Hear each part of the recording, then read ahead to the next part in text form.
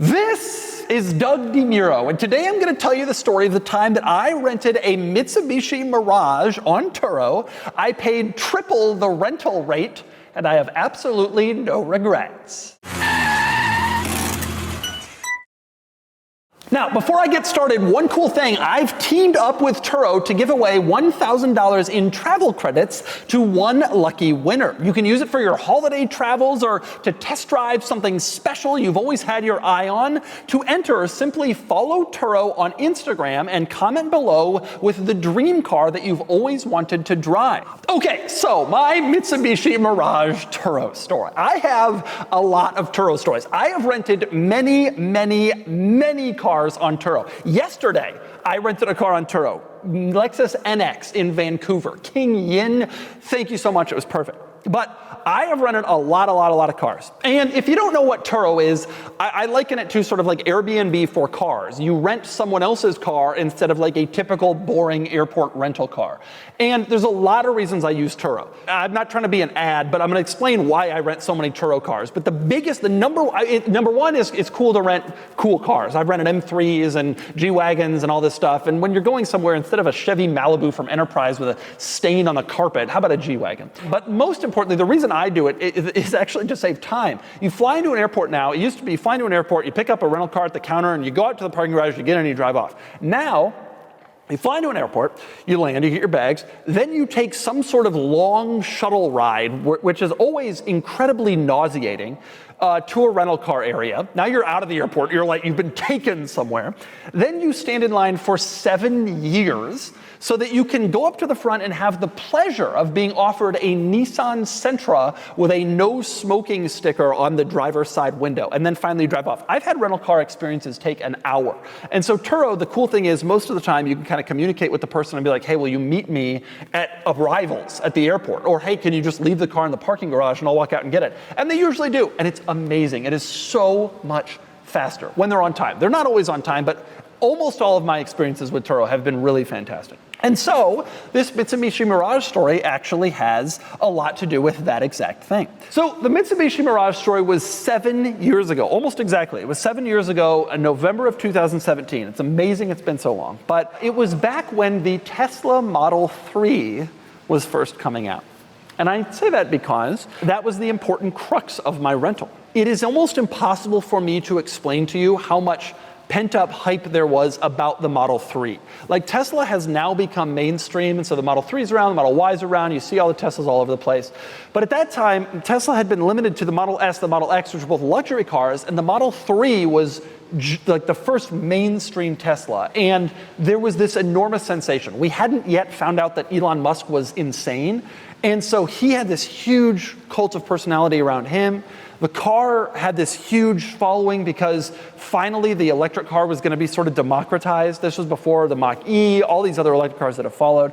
This was a huge deal. And so every car reviewer wanted to be the first person to review the Model 3. But at that time, Tesla didn't really work with car reviewers because they had years-long waiting lists. They didn't care what car reviewers had to say. They wanted to build the cars for customers, which honestly made sense. In order to review a Model 3, you had to get one from a person.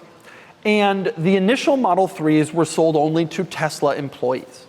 And so I get an email out of the blue. I mean, I was watching like a hawk hoping for an email, but I get an email from a guy who's in the Bay Area of California, and he has a Model 3. Do you want to come review it?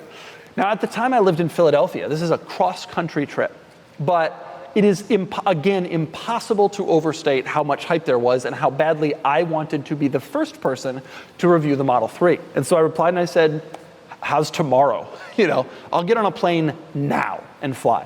And in the meantime, I remember going on YouTube and watching every day, is the Model, does someone have it yet? Does someone have it yet? Does someone have it yet? I want to be first. I mean, this was like the real zenith of like crazy Tesla mania at the time. So the Model 3 comes out. They start to trickle out to a few employees, this first sales, and nobody has reviewed it yet. And so this was my absolute priority to review it, because when you're first on YouTube, especially in that era, if you were first, you were guaranteed to have this like massive success, especially for a consumer product that had so much desire. And again, I'm in the East Coast. I always knew the first person to get this car is gonna be in the Bay Area. They were building the car in California at the time, so it only stood to reason that the first deliveries would be in California. And plus with Model 3, they were trying to deliver the early cars to their employees, I think to kind of work the bugs out. Like if there's a problem, at least a Tesla employee isn't gonna complain on the forums, you know. He'll bring the car back, we'll fix it, and then we'll know to address that problem. And so that was always kind of gonna be the case. I literally get on a plane 2 or 3 days later, I fly to San Jose, and I review the car. But the thing about it is, in order to justify a cross-country flight to film a video, it can't just be one car. Like, right, like even a Model 3, I would have done it, but like you really want to get a couple videos out of, at that time, I mean, I was early in my YouTube career, getting all the way across the country for one car, you really want to get a couple videos out of it. So I looked through Turo San Francisco to see what else can I review on Turo in addition to this Model 3. And I see, okay, there's Ferraris, there's G-Wagons, there's Escalades, all that stuff, I've either already reviewed it or it's not all that special, it doesn't help me justify the trip, and then I see it. A brand new Mitsubishi Mirage. I had never reviewed the Mirage before at this point, but it had this reputation and was kind of famous online for being this crappy car, but also like the cheapest car. And so I really wanted to review one. But the problem was I'm not in touch, and I've never been in touch with Mitsubishi's PR people. I am in touch with every other automaker aside from Mitsubishi. So I wasn't gonna have to rely, I was never gonna be able to borrow one from Mitsubishi. I didn't know them. I couldn't really borrow it from a dealer in good conscience because I was gonna review it and probably rip it apart. And no viewer was gonna lend me their Mirage because A, I don't have viewers who have Mirages, but B, I was gonna be so mean to the car, right? Like I couldn't borrow them and then be like, yeah, thanks for lending me your car, but I'm gonna trash it for the next 25 minutes. I was always okay borrowing cars from viewers and having negative reviews, but this was gonna be so negative. I mean, I'd driven Mirages before, I knew how crappy they were, and I was like, I have to figure out another way. So I go to Turo. So I can rent basically any car I want, you know, on Turo here, and I choose a Mitsubishi Mirage. Now, the only catch of this whole thing was I'm on the ground for less than 24 hours. And so the timing has to be perfect for all of this stuff to work out. Basically, the story was I land late at night. I immediately have to film the Mirage before it gets dark. And remember, it's November, so it's getting dark early. I sleep for as short amount of time as possible. I film the Model 3. Then what I actually ended up doing was editing the Model 3 up until like the moment my flight took off. But film the Model 3, then fly back, right? I'm on the ground for like 12 hours, and I gotta film 2 car reviews and sleep. So I've got this massive time crunch. I'm like very, very, very tight on time. And the thing about the Mirage is when you're renting a car for what, it was like $20 a day. Like I'm not entirely certain that person is gonna be the most reliable person. It's like $29 a day. And so I sent the guy a message and I said, listen, dude, I need you to be there when I land. And he's like, oh yeah, of course I will. Like he was high rated, I'm sure he would have been, but I was like, no, I need you. Like I'm gonna drive the car from you picking me up. I didn't tell him this, but I'm gonna drive the car to a parking lot, get out my camera equipment, having just stepped off the plane 20 minutes ago, and film this video before it gets dark. And then immediately, right, I'm gonna go and film the Model 3 the next morning, and like, I'm so tired, I need you to be there. So I said, look, dude, if you'll be there, right, like not a moment late, I'll give you $100. Because I knew how important this all was to bang, bang, bang, knock it out. And I knew how much money I stood to make on that Tesla video. And this dude is renting a Mitsubishi Mirage on Turo. And he's probably thinking, what is wrong with this person? He's gonna pay me $100 on top of the rental fee. I told him I'd give him 100 cash right there. $100 on top of the rental fee just to not be late. Like, who is this idiot? But it was really important to me. Again, Turo's rarely late. I never really have this problem, but this guy couldn't be late. Like it had to happen at that moment. It needed to go smoothly. So I said, look, I'll pay you the rental rate on the app, but then I'll also give you $100 cash just to be there. This dude's like, who? This guy is an idiot. He's obviously nuts. So landed, dude was there, gave him the $100. He was like, okay, sir, here you go. He must have just, I can't imagine what was going through his mind. Drove the car straight to a dentist's office parking lot near the airport. In San Jose, film the Mirage, boom.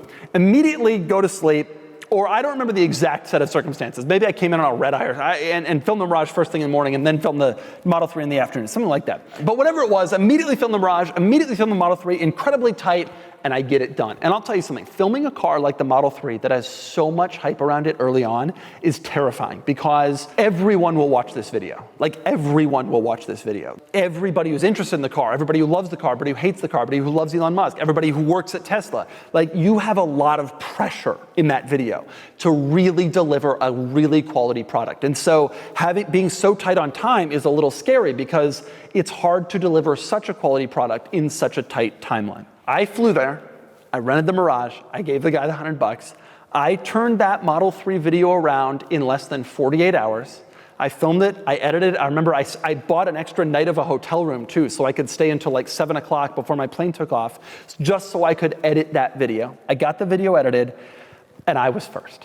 And that was the most massive deal in the world. That Model 3 video I checked has 10 million views now, and to this day, it is still the biggest Tesla Model 3 video on YouTube. And what you didn't know is, I was driving a Mitsubishi Mirage in the background the whole time. And check this out. The Mitsubishi Mirage video, the rental car for $29 that I gave the guy $100 to be there on time, that video has 4.6 million views right now, and it is the most viewed Mitsubishi Mirage video on YouTube. So even though I paid money to rent, I paid a person to borrow a Mitsubishi Mirage, and then I paid him extra money just to rent his Mitsubishi Mirage. I didn't get to drive around in a Range Rover or a G-Wagon that weekend. I got 15 million views out of being on the ground for like 13 hours and renting a Mitsubishi Mirage. Funny story about that whole situation that I've never told before, a little bonus story. Elon Musk later tweeted out my Model 3 review, which at the time, before we all knew Elon was nuts, that was a huge deal. Like, oh my God, Elon is tweeting my thing, that's so cool. And subsequent to that, Tesla figured out who the employee was who lent me the car, and they were like gonna get him in trouble for lending me the car. And I mentioned, and he mentioned this to me, and I was like, you know, Elon tweeted the video. It was a very positive review. I thought then and still think the car is excellent. And I pointed out to the employee that Elon tweeted it, and he, I think, showed his people, and they were like, oh, okay, well, we're not gonna get you in trouble anymore then. So as a result of that, everything that weekend went well with both the Model 3 and the Mitsubishi Mirage. I never expected to have two huge videos come out of the Model 3 weekend, but that is exactly what happened. The Model 3 was the obvious one, and the $29 Mitsubishi Mirage. And I'll tell you something, I don't regret for a second giving that dude $100 to rent me his Mirage to be on time, although I'm sure he still wonders what the hell I was thinking, unless maybe he saw my video.